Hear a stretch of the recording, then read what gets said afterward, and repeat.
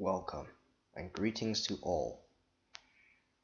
I am Shen Longpen Dragon, the Lore Master. So as always, a quick disclaimer, I don't own any of the images or the story in this video. The credit for these all belong to their original sources.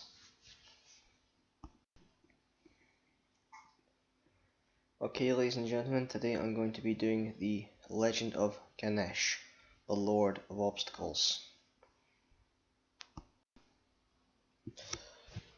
So Ganesh is quite a popular, very well known Hindu god. He's arguably one of the most widely worshipped of the Hindu gods, and you can see a variety of temples such as this one all over India, Pakistan, and various other countries which worship the Hinduism mythos. You can also see quite a lot of sort of small shrines in people's houses dedicated to Ganesh and various other Hindu gods. So he is, well, in terms of Hindu mythology, quite a big deal.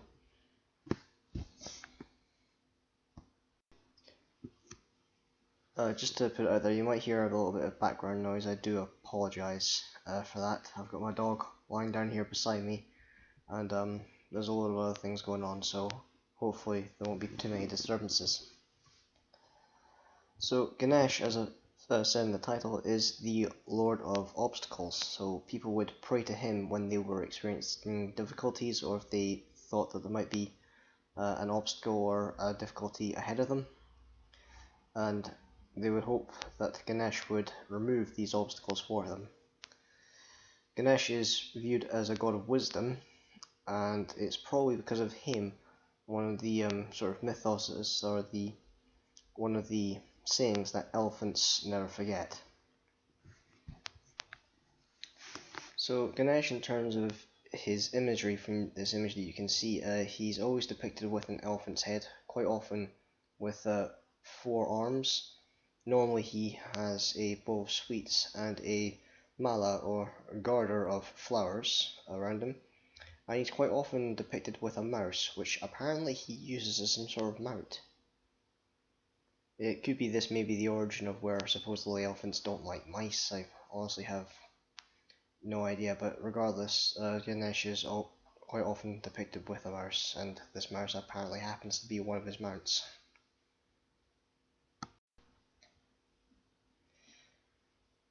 So the sort of main story that I'm going to be doing about Ganesh is his actual birth and how he came into being. Now there are 2 versions of the story, but both of them begin with the fact that he is Parvati's son, Parvati being the goddess riding the lion that you see here, and the gentleman beside her is Shiva the Destroyer, her husband. So as you can imagine, Ganesh is always depicted as their son, despite the fact that many stories say that Parvati actually couldn't have children biologically, or conventionally I should say.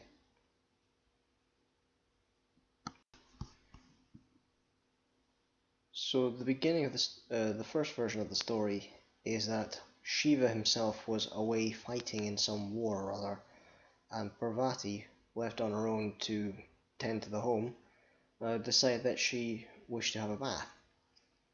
However, she didn't want to be disturbed by anyone, so she fashioned a young boy and bestowed upon him all her powers.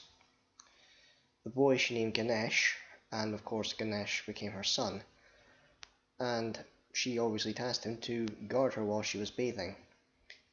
Eager to prove himself to his mother, Ganesh did so without any complaint or disagreement. Unbeknown to Ganesh, his father Shiva was returning from the war. Shiva at this point was tired, he was irritable, and the only thing he really wanted to do was go home and see his wife. So when he arrived at the family home, it was to find this young boy guarding it and refusing to allow him entry. Obviously Ganesh had no idea that Shiva was his father, having never met him, and Shiva, having never met his son, had no idea that this was Ganesh. Irritably, Shiva ordered that his soldiers remove the boy. However, they were unable to do so, and Ganesh stood resolutely protecting his mother. In the end, Shiva lost his patience and killed the boy himself by removing his head.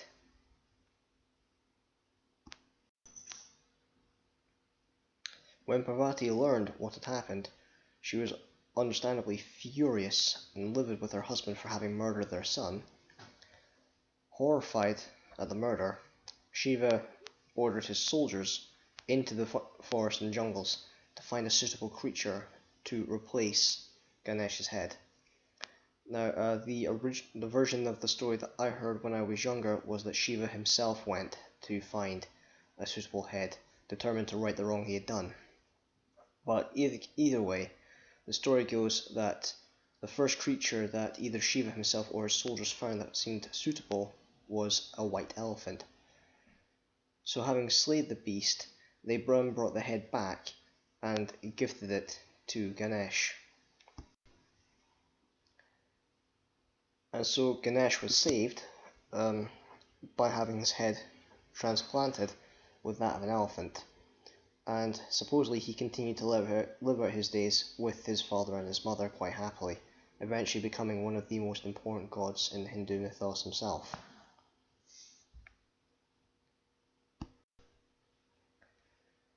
The second version of the story goes relatively similarly, but it shows that Parvati was very, very proud of her young son Ganesh, and wished, well, more or less wished the world to know it, that this was her baby, she was very proud of him, and she was the happiest mother in the world, as many mothers believe when they first have their child.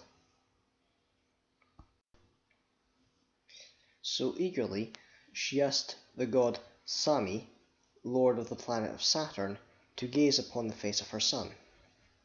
Seeing no harm in it, Sami agreed to look upon Ganesh. However, Sami himself possessed a power known as the Evil Eye, and accidentally his gaze burnt the face of Ganesh. Sadly, this ensued in the boy becoming beheaded. Horrified by the accident, the gods pleaded with, now I may get the pronunciation horribly wrong for this, I do apologise, Brahma, who was the creator god of Hinduism, to aid them and save Ganesh. And so he did indeed save Ganesh by giving him the head of a white elephant. And of course this image here shows Parvati happily reunited with her son and her husband.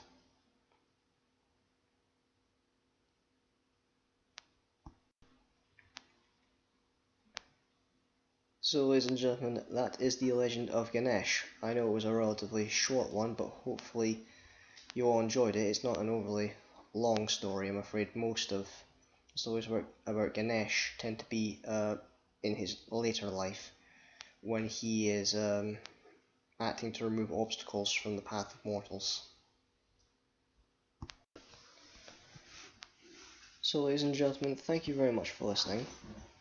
I do hope you enjoyed this video, and if you did, then please remember to like and subscribe for more lore, myths, legends and stories. Sorry, my dog's playing on his bed. It's actually quite amusing, that's what all that noise is. It'll settle down in a couple of seconds, there we go. So the story of Ganesh I find is quite an inspirational one, although be it a very short one. And the overall moral of this particular story is that a mother's love knows no bounds. Having first created her son, and then doing more or less as much as she could to actually save him after his death.